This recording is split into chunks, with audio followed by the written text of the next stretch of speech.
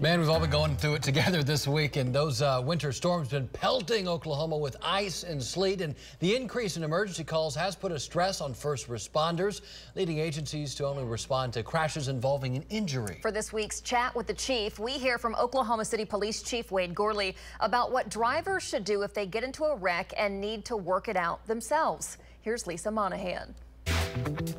Every week we sit down with Oklahoma City Police Chief Wade Gourley, and this week we're talking about all of the winter weather we've been seeing this week.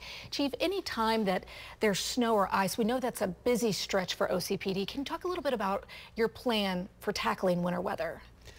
The thing for us, you know, we're a very mobile organization. We have to respond with vehicles to almost all the calls that we get, so we can't work from home or anything like that or have any changes there. So we have to make changes and make sure our vehicles are prepared, all the maintenance is done, and that those are ready. In the last several years, all of our vehicles that we purchase, they have all-wheel drive, which helps during that type of weather. It allows our officers to get around better. And then, of course, to our briefing stations, we have to clear the drives and everything so that the officers can get in and out, that residents who may need to get into the police station can do that. So the same things really that people deal with in the public, we have to deal with just on a larger scale. Well, I know that everyone's been dealing with it for the last week or so. We've seen some winter weather, so we pulled some stats from Monday. Monday was our big event. And here in the metro, when it comes to winter weather, police responded to 11 injury crashes, 54 non-injury crashes. At a certain point, you all get so busy that you will say, well, we're not going to respond to these non-injury crashes. We're only going to be responding to injury crashes. Can you talk a little bit about what goes into that decision?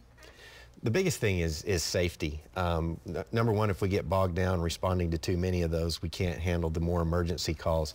But also, too, what happens if, just think about, you know, the roads are slick, they're dangerous, they're hazardous, and now we put an officer out there to work something that people could actually exchange information on and move on.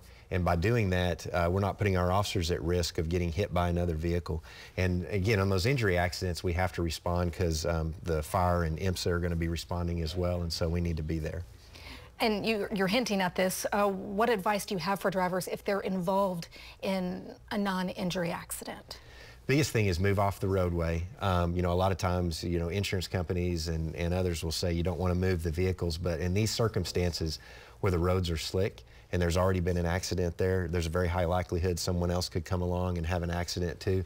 So move off the roadway, exchange information, you know, get each other's driver's license and insurance information, and you can work that out with your insurance later. Any advice for drivers heading out on the roads during winter weather? Biggest thing is slow down, leave yourself plenty of time.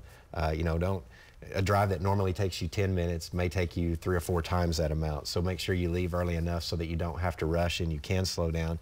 And if you can avoid it, don't get out at all when the roads are bad like that. And it's often, you know, I tell my friends and family, it's not so much you have to worry about, it's the other drivers that may not be being as cautious that can cause a problem for you. Very good point. Thanks for all the advice this morning, for being with us, Chief.